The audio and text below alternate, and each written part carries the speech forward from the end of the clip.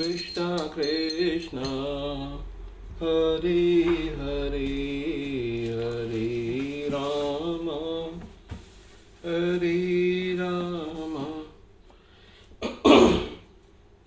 राम राम हरे हरे। गोविंद बोलो हरि गोपाल। आज हम श्रीमद् भागवतम के चौथे स्कंद का पेज 109 पढ़ने जा रहे हैं। दूसरों के हित के लिए वे इस प्रकार चेष्टाएं करते थे मानो स्वयं अपने लिए कर रहे हों। वे उस समुद्र के समान थे जिसका अथाह गहराई को कोई नहीं जान सकता था। संकल्प शक्ति में वे सुमेरु पर्वत के समान दृढ़ थे। ऐश्वर्य की दृष्टि से महाराज पृथु की तुलना हिमालय से की जा सकती है, जो विभिन्न बहुमूल्य धातुओं और रत्नों को अपने अंदर समाये रहता है। उनका प्रभाव वायु के समान सर्वत्र व्याप्त था। वे कामदेव के समान अति सुंदर, सिंह के समान विचारवान तथा आत्म नियंत्रण में स्वयं भगवान के समान थे।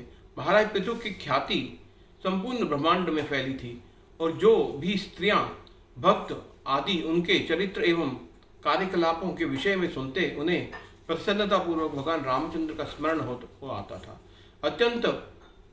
अंततः महाराज पृथु ने देखा कि उन पर वृद्धावस्था का प्रभाव आरंभ होने लगा है। उन्होंने अपनी संपत्ति का समुचित विभाजन किया और पृथ्वी का शासन अपने पुत्रों को सौंपकर वानप्रस्थ होने का निश्चय किया। अपने राजा से भावी बिछोह का अनुमान लगाकर सारी प्रजा शोकातुर हो गई और राजा को विदाई देते समय उनके नेत्र आंसुओं से भर उठे। इस प्रकार महाराज पृथु ने तपस्या भरा जीवन यापन करने के लिए अर्ची देवी के साथ वन में प्रवेश किया।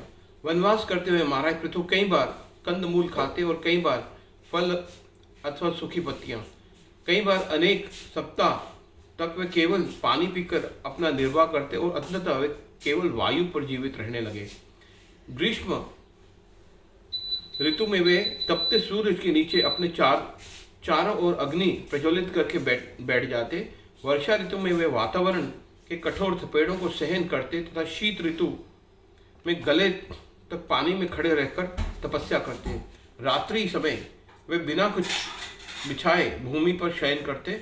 इस दौरान उन्होंने पूरी तरह ब्रह्मचर्य का पालन किया और इंद्रियों तथा प्राणवायु को नियंत्रित करने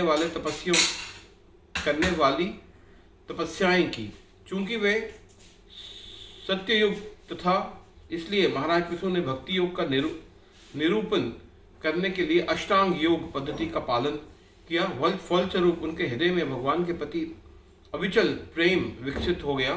सतत भगवान के चरण कमलों का स्मरण करते हुए महाराज पृथु भौतिक शरीर एवं उससे संबंधित वस्तुओं से पूरी तरह विरक्त हो गए और इस प्रकार उन्होंने स्वयं को मिथ्या अहंकार की ग्रंथियों से मुक्त किया। उस समय वे स्पष्ट रूप से अपने हृदय में विराजमान परमात्मा के दर्शन करने लगे। चूंकि महाराज पृथु ने उस स्तर को प्राप्त कर लिया था जहां वे प्रत्यक्ष भगवान से दिशा निर्देश प्राप्त कर सकते थे, उन्होंने योग के इस ब्राह्म्य विधि का त्याग दिया।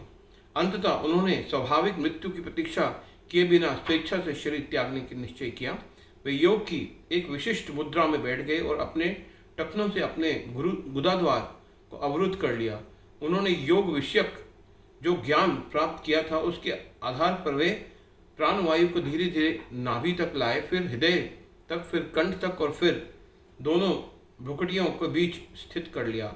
वहां से महाराज पृथु अपनी प्राणवायु को कपाल पर स्थित ब्रह्मरंध्र तक ले गए और अपने शरीर को पृथ्वी, जल, अग्नि आदि तत्वों को उन तत्वों के ब्रह्मांडीय स्वरूप में समाविष्ट करने लगे। यह प्रक्रिया विपरीत सृष्टि चक्र पर ध्यान करने से आरंभ होती है, अर्थात सर्वप्रथम स्थूलतम तत्व पृथ्वी को और फिर जल को आदि तथा अंत में सूक्ष्म मिथ्या अहंकार को समाविष्ट किया जाता है। महाराज पृथु ने इस विधि द्वारा अपना देह त्याग दी और वैकुंठ से उन्हें लेने के लिए विमान पर आरूढ़ हो गए।